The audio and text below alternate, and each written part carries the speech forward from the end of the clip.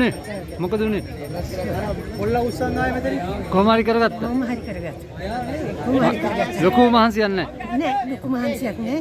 දිව්වේ නෑ හයියෙන්. ගානට ගියා. මොකද මේ ෆිට්නස් තියාගන්න. ඔව්.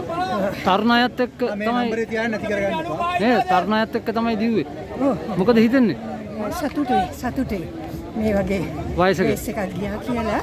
වයසත් එක්ක. ඔව් යන්න පුළුවන් වුණා කියලා. ඒක ලොකු ශක්තියක්. හයි.